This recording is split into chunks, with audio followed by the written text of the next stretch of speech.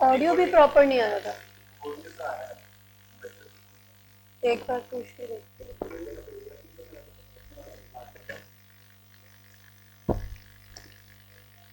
Class audio proper आ रहा है क्या, बताना एक बार। अंश, योगेश, छवि, कैमरे में कोई प्रॉब्लम है तो वो वीडियो तो नहीं आ रहा लेकिन ऑडियो प्रॉपर है क्या, ये बताना, कंफर्म करो एक बार।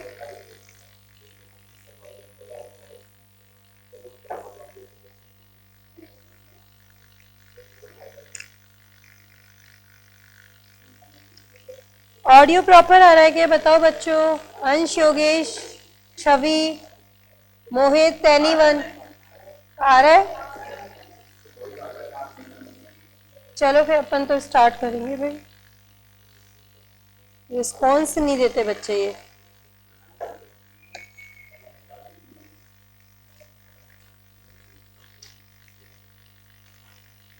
अपन ने टॉपिक स्टार्ट किया था अपना अनपेड सेलर वाला। अनपेड सेलर सेक्शन 45 में दिया हुआ है। अनपेड सेलर वो है जिसे अपने गुड्स के लिए पेमेंट नहीं मिला या फिर चेक वगैरह दिया गया था जो कि डिसऑनर हो गया है, तो अल्टीमेटली ही इज अनपेड। इसे अपने गुड्स के लिए पेमेंट नहीं मिला है। तो इतना पोर्शन एक बार आईसीआई से लेते हैं।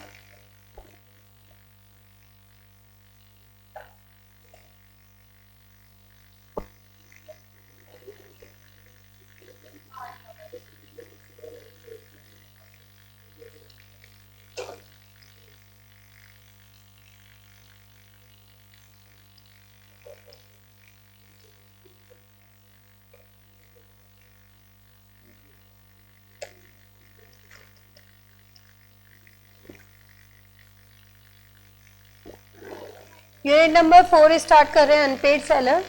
पेज नंबर 2.55 पे आ जाओ एक बार।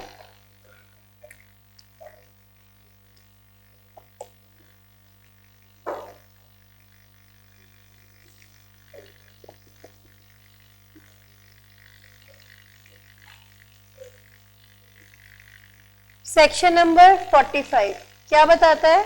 Seller of goods is deemed to be unpaid seller. उसको अनपेड सेलर माना जाएगा when whole of the price has not been paid और टेंडर्ड, जिसको अपने पूरे पैसे नहीं लगे हैं, मिले हैं, and he has an immediate right of action, तो तुरंत केस फाइल करने का अधिकार रखता है।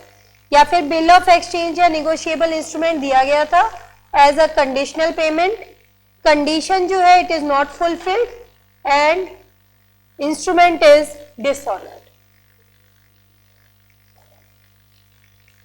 फिर हमने बोला था कि भाई 1 रुपया भी बकाया है तो सेलर को क्या माना जाएगा? अनपेड सेलर माना जाएगा। आप पॉइंट एग्जाम्पल नंबर 1 पढ़ के देखो एक बार। एग्जाम्पल नंबर 1,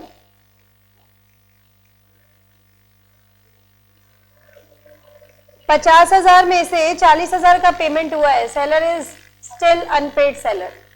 मैंने तो कहा 1 रुपया भी पेंडिंग है तो अपन अनपेड सेलर में लेंगे, या तो 10,000 का अमाउंट पेंडिंग है। दूसरा, इस बी पॉइंट का एग्जाम्पल है, चेक दिया गया था और चेक हो गया डिसऑनर, तो सेलर क्या बन जाएगा तुम्हारा? Unpaid seller. तो अनपेड सेलर को पैसे तो बेटा मिले नहीं है, लेकिन इसे क्या मिलेंगे? कुछ राइट्स मिलेंगे। क्या राइट्स मिलेंगे? उसके लिए एक चार्ट बना हुआ है। स्टार्टिंग में यूनिट जहां स्टार्ट हुई है एक चार्ट बना हुआ है कि rights of unpaid seller. Unpaid seller के पास क्या क्या अधिकार है? कुछ राइट्स तो उसे मिलेंगे अगेंस्ट गुड्स और कुछ राइट्स मिलेंगे अगेंस्ट बायर। अगेंस्ट गुड्स वाले राइट्स को 2 कैटेगरी में बांटा गया है। प्रॉपर्टी मतलब होता है ओनरशिप। ओनरशिप बायर को ट्रांसफर हो चुकी है, ओनरशिप बायर को ट्रांसफर नहीं हुई है। दोनों ही केसेस में 3 राइट कॉमन है। Right of land, stoppage in transit, right of resale. चाहे ओनरशिप बायर को ट्रांसफर हुई हो या नहीं हुई हो, ये तीनों राइट्स तो उसे मिलते ही मिलते हैं। दोबारा सुनो मैंने क्या बोला, चाहे ओनरशिप बायर को ट्रांसफर हुई हो या नहीं हुई हो, 3 राइट्स मिलते ही मिलते हैं। कौन से? Right of land, stoppage in transit, right of resale. इस चीज को भूलना मत। अभी अपन 5-10 मिनट बाद में दोबारा से इससे रिलेटेड एक क्वेश्चन पे आएंगे और आपको कोशिश करनी कि आप मुझे चार्ट पे वापस ना लेके आओ। अगर आप गलत जवाब दोगे तो फिर मुझे वापस इस चार्ट पे आना पड़ेगा। कुछ राइट्स अगेंस्ट बायर है जिनको हम अभी डिटेल में लेंगे। टॉपिक जैसे जैसे आगे बढ़ेगा, पहले हम पढ़ेंगे राइट अगेंस्ट गुड्स वाले, सबसे पहला राइट लेंगे right of lien. Unpaid seller के बाद में राइट से स्टार्ट हो रहे हैं अनपेड सेलर के। राइट्स के अंदर हमें लेना है सबसे पहले राइट ऑफ लिएन। तो इसको पहले समझेंगे एक बार, फिर यहां से लेते हैं।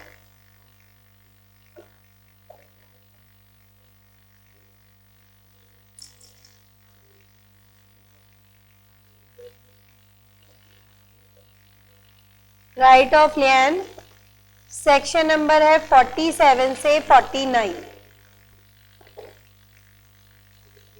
राइट ऑफ लिएन के लिए सबसे इंपॉर्टेंट चीज क्या है, that seller should have possession of goods. Seller should have possession of goods.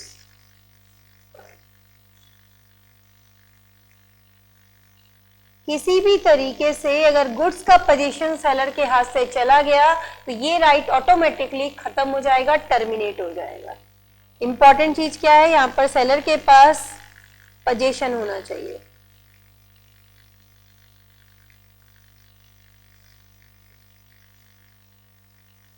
कुछ कंडीशंस हैं, ये सेटिस्फाई करेंगे तभी हमें राइट ऑफ लिएन मिलेगा। पहले इजी लैंग्वेज में समझा देती हूँ ये राइट ऑफ लिएन होता क्या है। Also known as right to retain the goods. Also known as right to retain the goods. Seller के पास गुड्स का पोजीशन है, पैसे उसे मिले नहीं, तो बायर को क्या बोलता है, मैं तुम्हें गुड्स तब तक नहीं दूंगा जब तक मुझे मेरे पैसे नहीं मिल जाते। I will retain the goods, I will hold the goods till the payment is done. This is known as right of lien. Right to retain the goods, right to hold the goods till the payment is done. Section number 47 से 49। 3 condition पूरी होंगी तो आपको right of lien मिलेगा। पहला,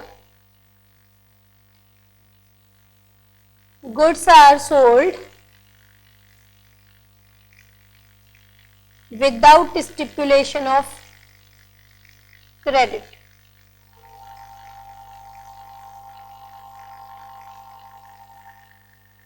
goods को उधारी पर नहीं बेचा गया था, उधारी पर नहीं बेचा, क्रेडिट पे नहीं बेचा, फिर भी पेमेंट नहीं हुआ। ब्रैकेट वाली चीज तुम्हारे समझने के लिए, लिख के उतना ही आना है जितना ब्रैकेट से बाहर है। Goods are sold without stipulation of credit मतलब अगर माल उधारी पर नहीं बेचा था तो पेमेंट नहीं हुआ, ठीक है। दूसरा, goods are sold on stipulation of credit.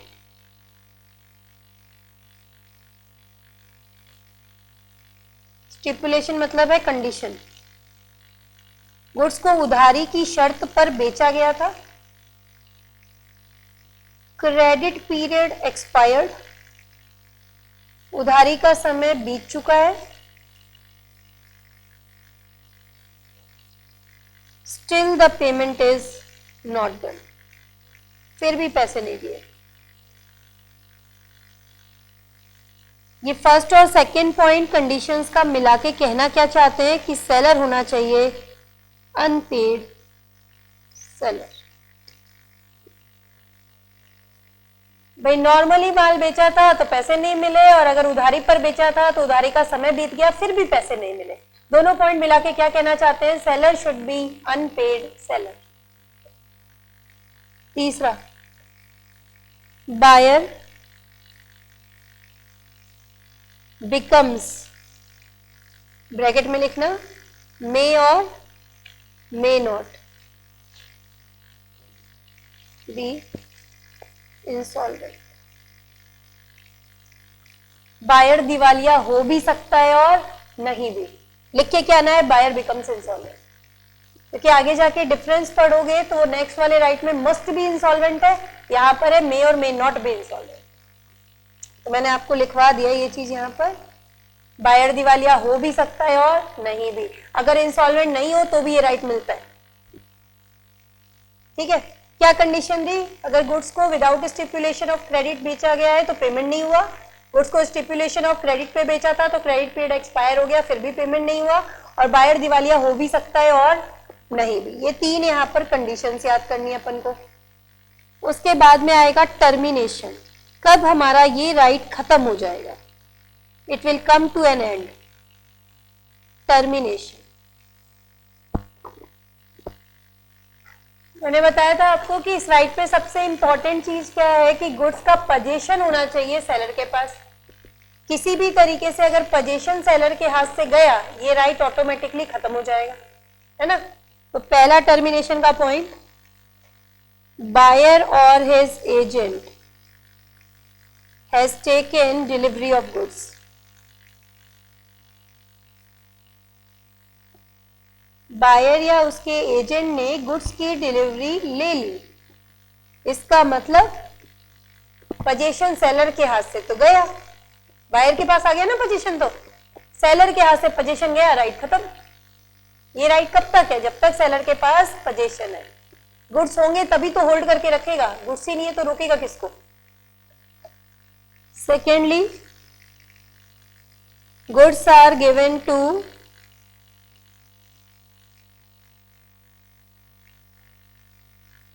Career और बेली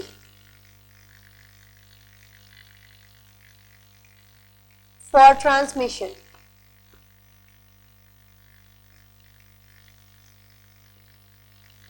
गुड्स दे दिए गए थे कैरियर वाले को कि भाई इनकी डिलीवरी किसको कर दो, बायर को कर दो। कैरियर वाले को गुड्स दिए, सेलर के हाथ से तो पोजीशन गया ना, पोजीशन गया, राइट खत्म। नेक्स्ट तीसरा, बाय वेवर। वेवर का मतलब बताओगे, सैक्रिफाइस, वेरी गुड। देखो यहाँ ब्रैकेट में अपने समझने के लिए सैक्रिफाइस। अनपेड सेलर के पास 3 राइट थे, क्या कर सकता था, राइट ऑफ लियान यूज कर सकता था, स्टॉपेज इन ट्रांजिट यूज कर सकता था, रीसेल यूज कर सकता था, लेकिन उसने अपना राइट ऑफ लियान सैक्रिफाइस कर दिया। अब सैक्रिफाइस कर दिया तो खत्म हो गया ना, टर्मिनेट। और लास्ट लिखना बाय एस्टॉपल। एस्टॉपल वर्ड का मतलब बताओ फटाफट, 3-4 बार जा गया। अपनी बही हुई बात से मुकर नहीं सकते, मुकरोगे तो लॉ आपको रोकेगा, है ना। That is your estoppel. Minor के केस में रूल नहीं लगता। सेल बाय एस्टॉपल कल पढ़ा था, वैलिड होती है, एक्सेप्शन में पढ़े थी नैमो दैट के, है ना। बाय एस्टॉपल के अंदर क्या लिखेंगे, देखो, if unpaid seller by his conduct, अगर अनपेड सेलर अपने कंडक्ट के थ्रू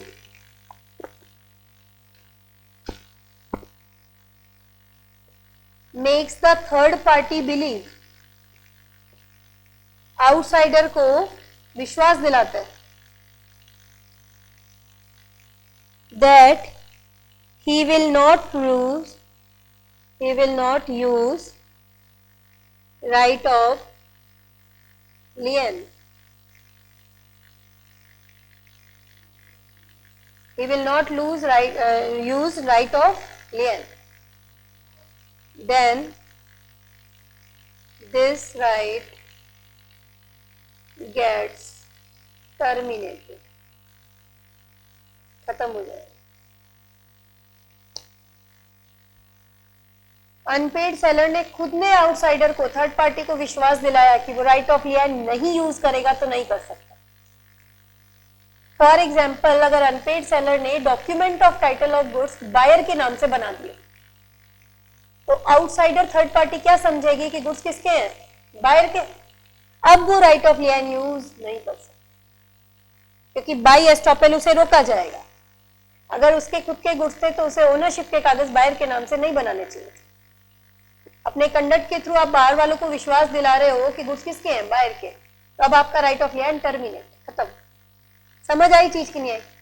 तो हमने 4 पॉइंट पढ़े इसके अंदर। बायर या एजेंट ने गुड्स की डिलीवरी ले ली, गुड्स कैरियर वाले को दे दिए गए, bye waiver, by estoppel.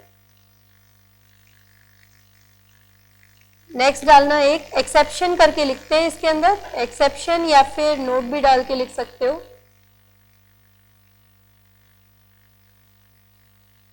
Unpaid seller will not loose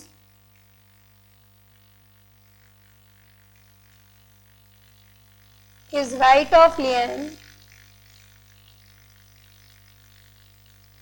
even if he has obtained decree for the price of the goods, decree for price of goods,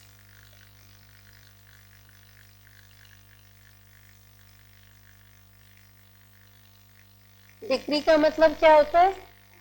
written order of the court. ये जब अपन ने damages पढ़े थे तब भी पढ़ा था। कौन से डैमेजेस में मिलता है? कौन से डैमेजेस है जिसमें डिक्री मिलती है कोर्ट की? नॉमिनल। नॉमिनल डैमेजेस में अमाउंट तो बहुत कम मिलता था लेकिन कोर्ट की डिक्री मिल जाती है। क्या लिखा है यहाँ पे देखो, अनपेड सेलर का राइट ऑफ रिटर्न तब भी खत्म नहीं होगा जब उसे कोर्ट से डिक्री फॉर द प्राइस मिल चुकी है। कोई केस लॉ फाइल किया अनपेड सेलर ने, किसके खिलाफ? बायर के खिलाफ, तो मुझे पैसे वैसे नहीं मिले। कोर्ट ने डिसीजन अनपेड सेलर के फेवर में दे दिया, कोर्ट की डिक्री आ गई, रिटन ऑर्डर आ गया, कोर्ट ने बोल दिया कि भाई बायर को कि तुम पेमेंट करो। तो क्या कोर्ट का ये रिटन ऑर्डर आते ही अनपेड सेलर को अपना पोजीशन छोड़ना पड़ेगा गुड्स का? नहीं छोड़ेगा। तो तब तक नहीं छोड़ेगा जब तक हाथ में पैसे नहीं आ जाते। कल को बायर हो जाए दिवालिया तो इसके पास क्या रेमेडी रहेगी? कोई रेमेडी नहीं रहेगी ना। तो he will not hand over the possession till he gets the payment.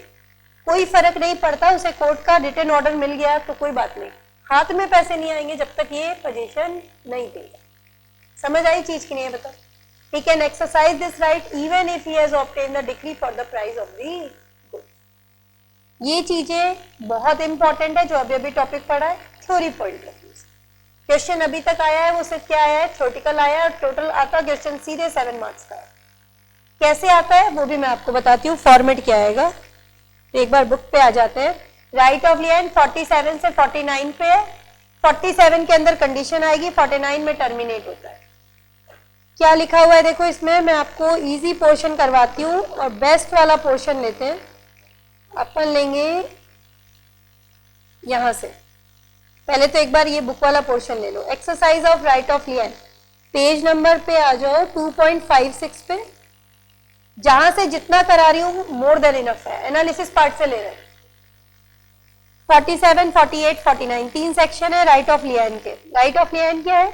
Unpaid seller has a right of lien on the goods for the price which he is in possession until the payment of price. It is right to retain the possession of goods, refusal to deliver them until the price is paid. goods को retain करके रखेगा, hold करके रखेगा जब तक कि इसे पैसे नहीं मिल जाते। This is known as right of lien. Unpaid seller का ये जो लाइन जो राइट है लियन वाला, इट इज पोजेशनरी राइट, मतलब तभी तक रहेगा आपके पास जब तक आपके पास गुड्स का पोजेशन है। जैसे ही सेलर के हाथ से पोजेशन गया ये राइट ऑटोमेटिकली टर्मिनेट हो जाएगा। Exercise of right of return इन केसेस में ही किया जा सकता है। पहला, goods have been sold without stipulation of credit, cash paid. Goods have been sold on credit but credit period expired, buyer becomes insolvent. ये तीन कंडीशंस है जिसमें हमें ये मिलेगा।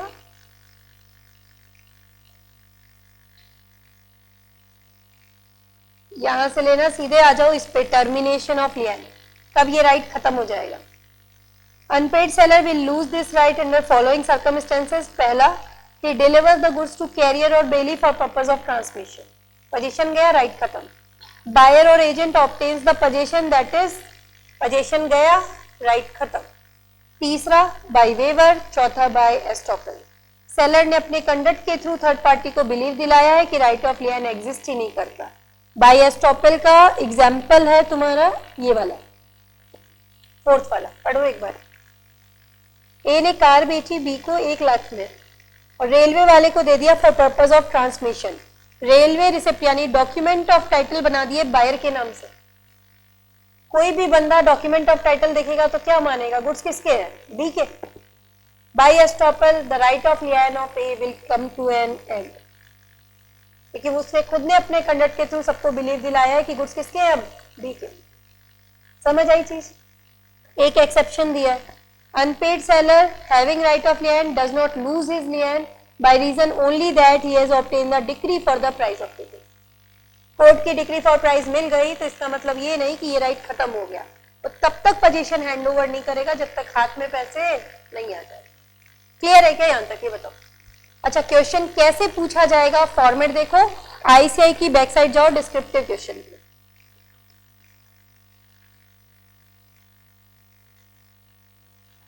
पेज नंबर 2.68 पे आ जाओ, क्वेश्चन नंबर 1।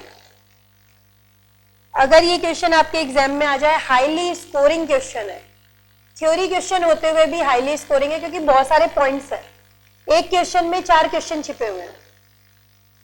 कैसे है देखो, when can unpaid seller exercise the right of lien over the goods.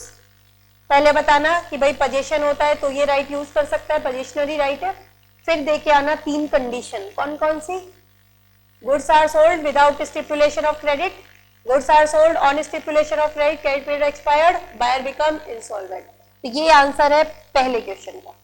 Second question, ये तुम बताओगे, can he exercise right of lien even if property pass to buyer. मैंने कहा था चार्ट पे वापस मत लेके जाना, अभी लेके जा रहे, नो बोला है ना तुमने, चलो वापस चार्ट पे आ जाओ इधर।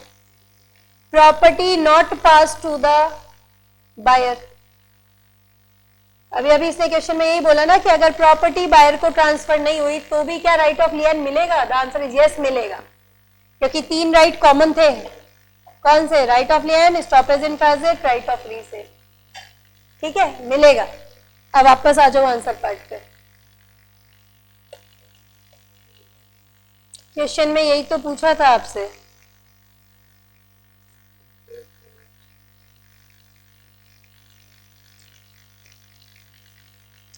पढ़ो अब इसका, दोबारा पढ़ो इस क्वेश्चन को। Can he exercise right of lien even if property pass to buyer. The answer is yes. समझ आई चीज की नहीं, बताओ बेटा। Next, when this guide gets terminated, third part का आंसर बोलो, कब खत्म हो जाएगा। चारों पॉइंट बोलो, कौन कौन से थे। एस्टॉपल, वेवर, हाँ ठीक है, कैरियर और बेली को गुड्स दे दिए। एक और बच गया, कौन सा, बायर और his agent has taken position of the goods, delivery of the goods. तो इन 4 केस में टर्मिनेट हो जाएगा। लास्ट का आंसर बोलो, last part. Can he exercise even after he has obtained decree for the price of goods. The answer is yes. ये जो yes बोल रहे ना 2 बार, इस यस के एक एक नंबर है, 2 नंबर तो 2 बार यस लिखने के हैं। मैंने बोला ना क्वेश्चन हाईली स्कोरिंग है, ये यस या नो लिख के आओगे उसका सीधे 1 नंबर है, नो लिखते ही फिर वो 1 नंबर गया, पटाख से काटेगा वो। ठीक है, इसीलिए बोला वो चार्ट दोबारा पढ़ाया मैंने आपको, चाहे ओनरशिप बायर को ट्रांसफर हुई हो या नहीं हुई हो, दोनों ही केसेस में राइट ऑफ लियन मिलता है। ठीक है, he can exercise right of lien even if property pass to buyer. कर लोगे ऐसा क्वेश्चन आ गया तो। आंसर देखो इसका पहले वाले का, इसमें आंसर में कोई गड़बड़ नहीं है, सिर्फ एक ही गड़बड़ है। यहाँ पर टर्मिनेशन ऑफ लियन के 2 पॉइंट दिए, तुम्हें डाल के आने 4, by waiver, by estoppel, 2 point extra डालने, बाकी आंसर कंप्लीट है। ठीक है,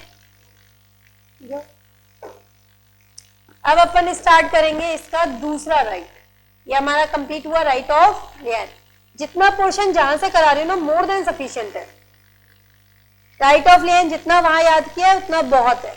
आपको पहले वो पूरा प्रोविजन देगा, फिर पूरा एनालिसिस देगा, 10 जगह से याद करने की कोई जरूरत नहीं। जितना काम का मैटर है, जितना तुम लिख सकते हो उस टाइम फ्रेम में, उतना ही करना है। अब अपन आ गए इसके नेक्स्ट राइट पे, that is your stoppage of goods in transit. Heading डालना, right of stoppage of goods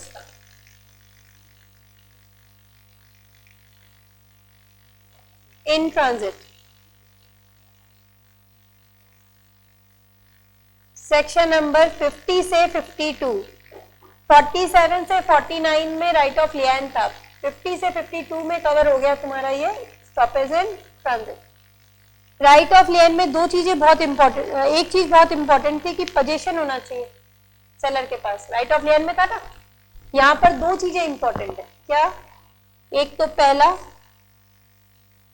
goods होने चाहिए तुम्हारे ट्रांजिट में। ट्रांजिट में मतलब रास्ते में। सेलर के हाथ से पोजीशन जा चुका है, कैरियर वाले को दे दिया, बायर या एजेंट ने अभी तक डिलीवरी नहीं ली है, तो गुड्स होने चाहिए मिडवे में। तो पहली चीज कंडीशन यही है यहाँ पर, goods should be in transit. और दूसरी इंपॉर्टेंट चीज ये है यहाँ पर कि भाई buyer must be insolvent. Buyer का दिवालिया होना कंपलसरी है इस वाले में। राइट ऑफ लिएन में बोला था मे और मे नॉट बी इंसॉल्वेंट, यहाँ पर क्या वर्ड यूज कर रही हूँ, मस्ट बी इंसॉल्वेंट। अगर वो इंसॉल्वेंट नहीं है तो ये राइट ही नहीं मिलेगा। बायर का दिवालिया होना कंपलसरी है इस राइट में। सिचुएशन कैसी है वो देखते हैं एक बार। सेलर ने गुड्स दे दिए अनपेड, सेलर ने किसको, कैरियर वाले को, for purpose of transmission. Seller के हाथ से पोजीशन जा चुका है लेकिन बायर ने अभी तक गुड्स की डिलीवरी ली नहीं है। गुड्स तुम्हारे किस में है, ट्रांजिट में। मीनवाइल सेलर को इंफॉर्मेशन मिलती है कि बायर हो गया दिवालिया।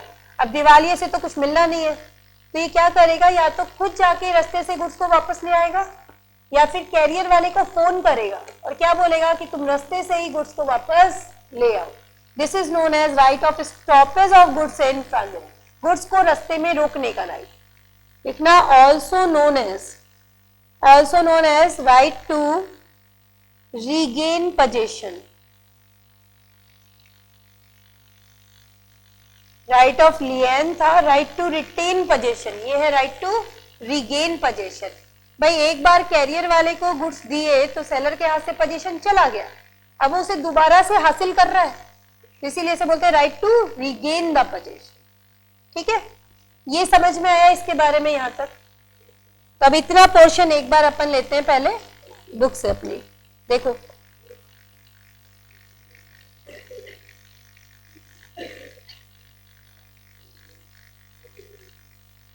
ब्रेक तो मांगना ही मत तुम, ऑलरेडी आधी घंटा से ऊपर का मिल चुका है, तो ऐसे तो डिजायर्स का एंड ही नहीं है। Right of stoppage in of goods in transit 50 से 52 सेक्शन कहां से स्टार्ट करेंगे, एनालिसिस पार्ट से। हम लेंगे एनालिसिस पार्ट से। Right of stoppage of goods in transit. Right of stoppage in transit means right of stopping the goods while they are in transit. रास्ते में गुड्स को रोकने का राइट है। टू रिगेन द पोजीशन, दोबारा से position को हासिल करेंगे और उसे रोक के रखेंगे जब तक पैसे नहीं मिलते। रास्ते से गुड्स है रोकेंगे और फिर उनको अपने पास रखेंगे, that is right of stoppage of goods in transit. Unpaid seller के हाथ से गुड्स जा चुके हैं, पार्टेड विद द गुड्स। किसको मिल गए हैं गुड्स, कैरियर वाले को। बायर क्या हो गया तुम्हारा, दिवालिया। He can exercise this right asking the carrier to return the goods back or not to deliver the goods to the buyer. Carrier वाले से बोलेगा ये गुड्स जो है यहीं से वापस ले आओ, बायर को इनकी डिलीवरी देने की जरूरत नहीं है क्योंकि दिवालिये से कुछ नहीं मिलेगा, कम से कम गुड्स तो बचा ले। Stoppage of goods in transit. This right is extension of right of lien. जैसे ही राइट ऑफ लिएन खत्म होता है स्टॉपेज इन ट्रांजिट स्टार्ट हो जाता है।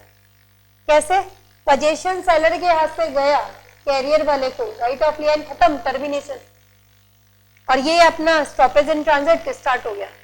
जैसे ही गुड्स कैरियर वाले को दिए स्टॉपेज इन ट्रांजिट स्टार्ट हो गया। Extension of right of lien because it entitle to seller to regain the possession even when he has parted with the possession. हाथ से पोजीशन जा चुका है उसके बाद भी उसे हासिल कर पा रहा है इस वाले राइट में। इसको लगाओ, वेरी वेरी इंपॉर्टेंट। अब जो कंडीशंस आ रही है इनको बहुत अच्छे से करके जाना, केस स्टडी में बहुत काम आती है। प्रैक्टिकल क्वेश्चन आता है यहाँ पे, थ्योरी वो केस स्टडी कि right of stoppage of goods in transit can be exercised only under these conditions. पहला, सेलर कैसा होना चाहिए तुम्हारा, अनपेड। दूसरा, उसके हाथ से गुड्स का पोजीशन जा चुका है। गुड्स कहां पर होने चाहिए, रस्ते में। बायर का दिवालिया होना कंपलसरी है, has become insolvent. This right is subject to provision of the act. ये याद करना पड़ेगा, लिख के 5 पॉइंट याद है। This right is subject to provision of act मतलब ये राइट कभी भी सेल्स ऑफ गुड्स एक्ट के किसी दूसरे प्रोविजन के अगेंस्ट में नहीं जाएगा। This right is subject to the provision of the act. ये कंडीशन पूरी होगी तो आपको स्टॉपेज इन ट्रांजिट का राइट मिलेगा। यहां तक समझ आ गई चीज। अब हम पढ़ेंगे कि ट्रांजिट आखिर होता क्या है। ड्यूरेशन ऑफ ट्रांजिट लिया हुआ है इसमें। जैसे ही गुड्स आपने कैरियर वाले को दिए, ट्रांजिट स्टार्ट। कब तक ट्रांजिट में गुड्स माने जाते हैं? जब तक कि बायर या एजेंट उसकी डिलीवरी ना ले ले। पढ़ के देखो, duration of transit. Goods are deemed to be in course of transit from the time they are delivered to carrier और bailee for purpose of transmission until the buyer or his agent takes delivery। ये माना जाएगा goods किस में है? रास्ते में है, ट्रांजिट में है। एक एग्जांपल दिया है इसी चीज के लिए, example number 6। B at Delhi order goods of A at Mumbai. A consign and forward the goods to B. On arrival they were taken at B's warehouse. Left there.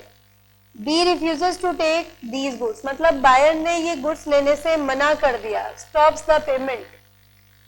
Seller बन गया तुम्हारा unpaid seller. बन गया कि नहीं बन गया?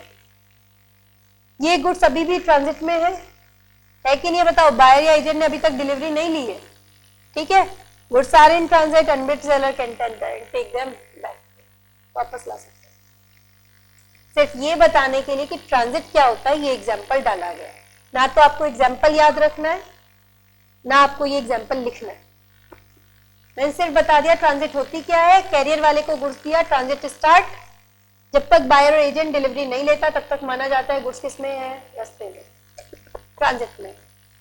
When this transit comes to an end, termination आ गया, तब हमारा ये राइट खत्म हो जाएगा। हेडिंग डालो कॉपी में, termination of right of stoppage. Termination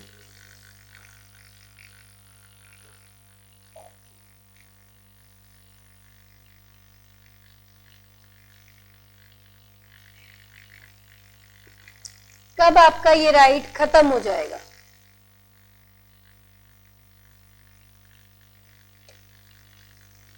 transit खत्म, राइट खत्म। सही कह रही हूँ नहीं कह रही हूँ? तो ये राइट कब तक है? जब तक गुड्स ट्रांजिट में है। जैसे ही ट्रांजिट खत्म, ये राइट भी खत्म।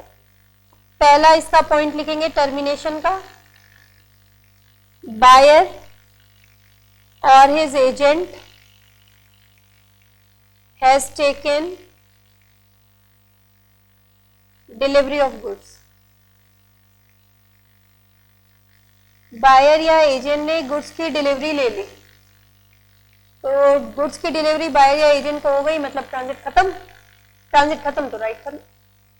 अब ये डिलीवरी दो तरीके से ले सकते हैं ये। एक तो क्या होता है, गुड्स के डेस्टिनेशन पे गुड्स पहुंच गए थे, ऑन डेस्टिनेशन बायर ने डिलीवरी ली है। और एक ये बायर ही चालाक है, तो पता चल गया मैं तो दिवालिया हो रहा, मेरे पास पैसे तो है नहीं, तो ये जो मिल रहा है वो रख लेता हूँ। रास्ते से जाके गुड्स की डिलीवरी ले रहा है before reaching the goods at destination. बोलता है ये प्रूफ देखो, तुम मुझे ही तो डिलीवर करने जा रहे हो गुड्स, मुझे यहीं पे दे दो,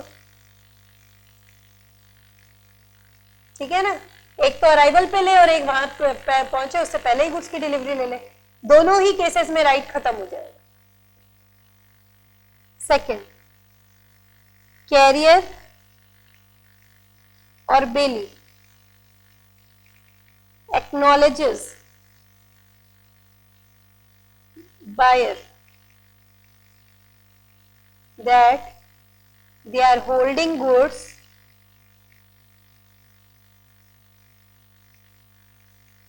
on his behalf।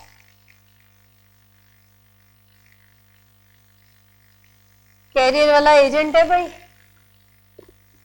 सेलर का वो भी। कैरियर वाले ने एक्नॉलेज किया बायर को कि मैंने तुम्हारे लिए गुड्स को होल्ड कर रखा है। जैसे ही वो ये स्टेटमेंट बोलता है, कॉन्स्ट्रक्टेड डिलीवरी, कॉन्स्ट्रक्टेड डिलीवरी थी कि नहीं थी? तो कॉन्स्ट्रक्टेड डिलीवरी डीम डिलीवरी, और गुड्स की डिलीवरी हो गई तो राइट खत्म है। ये ट्रांजिट खत्म, राइट खत्म। ये डीम डिलीवरी है, ब्रैकेट में अपने समझने के लिए लिखो किसकी बात चल रही है, कॉन्स्ट्रक्टेड डिलीवरी की। गुड्स की डिलीवरी हो गई, चाहे एक्चुअल हो चाहे कॉन्स्ट्रक्टिव हो, ये राइट खत्म हो जाएगा क्योंकि ट्रांजिट खत्म मान लिया जाएगा। Carrier wrongfully refuses to deliver the goods। Carrier wrongfully refuses to deliver the goods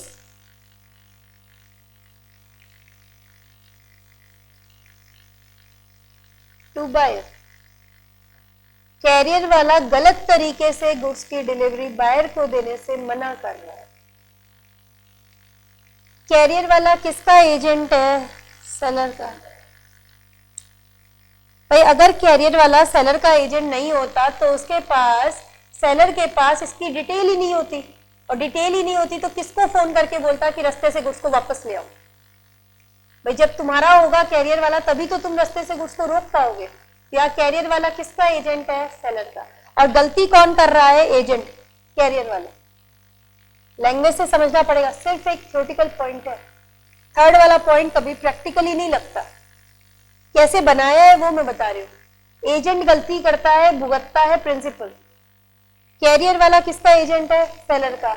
ये गलती कर रहा है, गलत तरीके से गुड्स की डिलीवरी देने से मना कर रहा है, तो सेलर का ये राइट ऑटोमेटिकली टर्मिनेटेड। गलती करेगा एजेंट, भुगतेगा प्रिंसिपल, उसका ये राइट खत्म हो जाएगा। Point number 4, carrier hired by buyer. Carrier hired by buyer. और 5th number, ship chartered by buyer. दोनों मतलब तो एक ही है, दोनों एक साथ ही एक्सप्लेन कर देते हैं। भाई शिप भी तो एक तरीके का कैरियर ही तो है, मीन्स ऑफ ट्रांसपोर्ट ही तो है। अगर कैरियर वाला, अगर शिप वाला बायर का है तो उसकी तो डिटेल ही सेलर के पास नहीं होगी, रोकेगा किसको? This right gets automatically terminated, खत्म। भाई रोकोगे तो तब ना जब तुम्हारे पास उसकी इंफॉर्मेशन होगी। अगर वो बंदा ही कैरियर वाला किसका है? बायर का, तो तुम्हारे पास तो ना तो उसके फोन नंबर होगी ना कोई डिटेल होगी, तुम रोकोगे किसको? ये राइट कब मिलता है? When the carrier is hired by seller, ship is chartered by seller. किसका एजेंट होना चाहिए? कैरियर वाला, सेलर का, तो ये राइट मिलेगा, अदरवाइज नहीं मिलेगा। रोकोगे तो तब ना जब रोकने के लिए तुम्हारे पास इंफॉर्मेशन हो।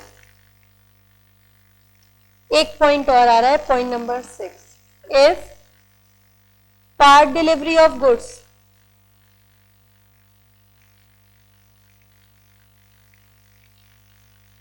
is done in order to complete full delivery,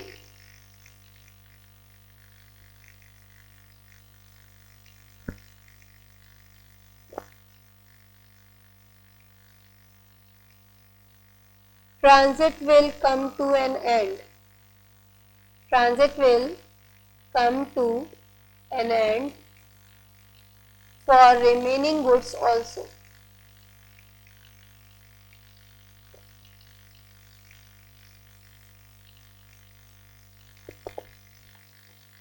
Transit will come to an end for the remaining goods also. अगर पार्ट डिलीवरी फुल डिलीवरी के इरादे से की गई है, इफेक्ट लाइक फुल डिलीवरी। कल डिलीवरी के रूल्स पढ़े थे, rule number 1, if part delivery is done in order to complete full delivery, effect like full delivery पढ़ा था। तो अगर पार्ट डिलीवरी फुल डिलीवरी के इरादे से की गई है, देन अगर पार्ट डिलीवरी हो गई तो फुल डिलीवरी मान लेंगे। Transit will come to an end for the remaining goods also. लेकिन ये सिर्फ कब लगेगा? जब मीन्स ऑफ कैरियर सेम हो।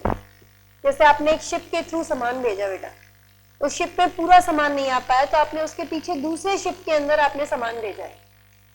पहले वाले शिप के गुड्स अराइव हो गए तो क्या मानेंगे? दूसरे वाले का भी ट्रांजिट खत्म। ये रूल है। लेकिन अगर मीन्स ऑफ कैरियर अलग अलग है, आपने 200 बेल्स ऑफ कॉटन भेजी, 100 बेल्स भेजी रेलवे से और 100 भेजी आपने लॉरी से। लॉरी वाली रिसीव हो गई और रेलवे वाली रिसीव नहीं हुई तो उसको रास्ते में रोका जा सकता है। वहां पर part delivery in order to full delivery नहीं मानी जाएगी। अगर मीन्स ऑफ कैरियर अलग अलग है तो ये पॉइंट एप्लीकेबल नहीं होगा। फोन करेंगे, मालगाड़ी के थ्रू सामान आपने भेजा है, डॉक्यूमेंट ऑफ टाइटल आपके नाम से, रेलवे रिसिप्ट आपके नाम से, तो आप रोक सकते हो, भाई इसकी डिलीवरी मत देना। समझ आई चीज की नहीं आई बता बेटा? टर्मिनेशन के पॉइंट एक बार दोबारा देख लो। बायर या एजेंट ने गुड्स की डिलीवरी ले ली, चाहे गुड्स के डेस्टिनेशन पे पहुंचने पे ली हो, चाहे उससे पहले ले ली रास्ते से। कैरियर या बेली ने एक्नॉलेज किया कि मैंने तुम्हारे लिए गुड्स को होल्ड कर रखा है। कॉन्स्ट्रक्टेड डिलीवरी, डिलीवरी मतलब ट्रांजिट खत्म। कैरियर वाला गलत तरीके से गुड्स देने से मना कर रहा है। एजेंट किसका? सेलर का। गलती करेगा एजेंट, प्रिंसिपल का राइट खत्म। शिप वाला बायर का है, कैरियर वाला बायर का है, तो उसके पास डिटेल ही नहीं होगी, सेलर के पास रोकेगा किसको? और पार्ट डिलीवरी फुल डिलीवरी के इरादे से की गई है। पार्ट डिलीवरी होते ही ट्रांजिट रिमेनिंग गुड्स के लिए भी खत्म मान लिया जाएगा। लेकिन मीन्स ऑफ कैरियर क्या होना चाहिए? सेम। अदरवाइज ये पॉइंट एप्लीकेबल नहीं होगा। अब इसको यहां से करके देखो। When does transit come to an end? When does transit come to an end मतलब कब आपका ट्रांजिट खत्म हो जाएगा, और ट्रांजिट खत्म हो जाएगा तो ये राइट भी खत्म हो जाएगा। पहली चीज, बायर और bailee obtains delivery of goods. Buyer या बेली ने गुड्स की डिलीवरी ले ली। ये आपका कहना चाहता है ऑन डेस्टिनेशन गुड्स की डिलीवरी ली है। कुछ नहीं लिखा है तो मतलब डेस्टिनेशन पे पहुंचने के बाद ली होगी। On destination. दूसरा कह रहा है पॉइंट हमारा, buyer obtains delivery before arrival of goods at destination. इस बार रास्ते से ही गुड्स की डिलीवरी ले ली। भागते भूत की तो लंगोटी बली, बोलते हैं ना, एक कहावत होती है कि जो मिल रहा है, जैसे भी मिल रहा है मिल जाए बस। जब बंदा दिवालिया होता है तो उसकी ये नियत हो जाती है, तो इसको लगा रास्ते से जाके ही मैं गुड्स ले लेता हूं। तो before buyer obtains the delivery before the arrival of goods at destination. Carrier और bailee acknowledges buyer that he holds the goods on his behalf. इतना लिखाना बहुत है स्लाइड में। Constructed delivery, deemed delivery, delivery हो गई गुड्स की तो मतलब ट्रांजिट खत्म, ये राइट खत्म। Carrier wrongfully refuses to deliver the goods to the buyer. गलती करेगा एजेंट, भुगतेगा प्रिंसिपल, उसका ये राइट खत्म। Goods delivered to carrier hired by buyer, ship chartered by buyer. Carrier वाला बायर का है, शिप वाला बायर का है, तो राइट ऑटोमेटिकली खत्म। Part delivery of goods has been made to the buyer, the transit will come to an end for the remaining goods which are yet in the course of transportation. Part delivery अगर full delivery के इरादे से दी जाती है, तो अगर part delivery हो गई तो क्या माना जाता है? रिमेनिंग गुड्स की भी डिलीवरी हो गई, ट्रांजिट खत्म। ट्रांजिट खत्म तो ये राइट भी खत्म।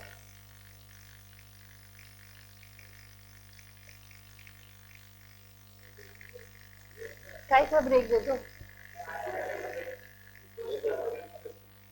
राइट तो खत्म करो। How stoppage and transit is effective. कैसे यूज करेगा देखो। पहला, खुद जाके गुड्स का पोजीशन ले ले सेलर। दूसरा, कैरियर वाले को नोटिस दे दे और कहे कि भाई इन गुड्स की डिलीवरी बायर को मत करना। पहले में तो खुद कर रहा है, दूसरे में काम अपने एजेंट के थ्रू करवा रहा है। दो तरीके हैं स्टॉपेज एंड ट्रांजिट को यूज करने के लिए। अच्छा, अगर उसने सेकंड वाला पॉइंट यूज किया, कैरियर वाले को नोटिस दिया कि इनकी डिलीवरी बायर को मत दो, तो अगर सेकंड वाला पॉइंट उसने यूज किया तो रीडिलीवरी के खर्चे कौन उठाएगा? सेलर या बायर? सेलर ही उठाएगा, कम से कम गुड्स तो बच गए। लिखा हुआ है देखो, when notice of stoppage in transit given by seller to carrier, he shall redeliver the goods to the direction of the seller. Expenses of redelivery will be borne by seller.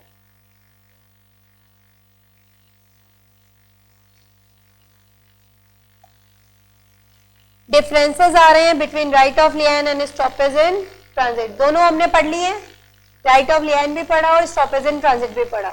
Differences important है हमारे लिए। 5 marks तक का question main exam में आ सकता है, और आपको कोई चार्ट नहीं बना के आना, जैसे बाकियों में चार्ट बना रखे ना, ऐसे ही नहीं, ये तो करोगे तुम राइट। अच्छा, ज्यादा बोलोगे तो फिर कंटिन्यूएशन में लेनी पड़ेगी। आपको है क्या, ये टॉपिक कंप्लीट हो जाने दो, मैं खुद दे दूंगी 5 मिनट्स का। Right of lien stoppage in transit पढ़ चुके हो, बीच का नहीं लेंगे। Essence of right of lien underline करना, टू रिटेन पोजीशन, जबकि स्टॉपेज इन ट्रांजिट का मतलब है right to regain position.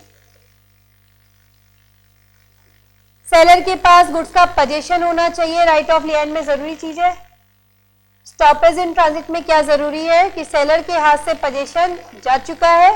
Position किसके पास है? कैरियर वाले के पास है। बायर ने अभी तक गुड्स का पोजीशन लिया नहीं है, that is goods are in transit. Right of lien तब भी एक्सरसाइज कर सकते हो जब बायर दिवालिया नहीं है, मैंने लिखवाया था मे और मे नॉट बी इंसॉल्वेंट, जबकि राइट ऑफ स्टॉपेज के अंदर मस्ट बी इंसॉल्वेंट है। So not in the case of right of stoppage. Right of stoppage in transit शुरू होता है जब राइट ऑफ लिएन खत्म होता है। End of right of lien, beginning of right of stoppage. जैसे ही गुड्स कैरियर वाले को दिए राइट ऑफ लिएन खत्म और stoppage in transit start. Extension of right of lien है ये। नेक्स्ट आया right of lien comes to an end, कब खत्म होगा? पोजीशन सेलर के हाथ से चला जाए, राइट खत्म। दूसरा, स्टॉपेज इन ट्रांजिट कब खत्म होगा? गुड्स की डिलीवरी बायर को हो जाए। गुड्स की डिलीवरी बायर को होते ही ट्रांजिट खत्म, राइट खत्म। समझ आई चीज की नहीं आई ये बताओ मुझे, ठीक है?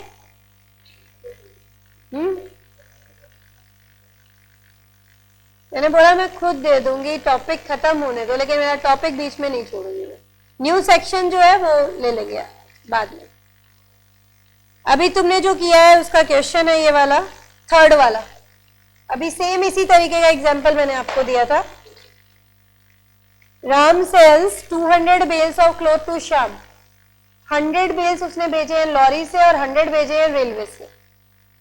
शाम को 100 बेल्स जो लॉरी से भेजे गए थे उसकी डिलीवरी तो मिल गई, लेकिन इससे पहले कि उसे रेलवे वाले बेल्स की डिलीवरी मिलती वो हो गया दिवालिया। राम क्या अपना स्टॉपेज इन ट्रांजिट का राइट यूज कर सकता है? कर सकता है। 5 कंडीशंस देके आनी पड़ेगी जो मैंने इंपॉर्टेंट लिखवाई थी। कोई रिकॉल कर सकते हो कौन सी 5 कंडीशन थी? पहला, अनपेड सेलर। दूसरा, पार्टेड विद पोजीशन, पोजीशन हाथ से जा चुका है। तीसरा, ट्रांजिट में गुड्स। चौथा, बायर मस्ट बी इंसॉल्वेंट। और पांचवा, सब्जेक्ट टू अदर राइट्स और कंडीशन ऑफ द एक्ट। तो ये आपको करना है। इसका आंसर पार्ट देख लो, ये आपके पूरे कंडीशंस इसके अंदर दी हुई है। क्वेश्चन आपके मेन एग्जाम में आ चुका है। ये वाला क्वेश्चन आता है तो आता है सीधे ही 4 to 5 मार्क्स का क्वेश्चन आएगा। तो ये आपकी कंडीशंस इंपॉर्टेंट है, लीगल प्रोविजन में जाएंगे। तो अभी जो है अपन एक बार इतना करना है आपको।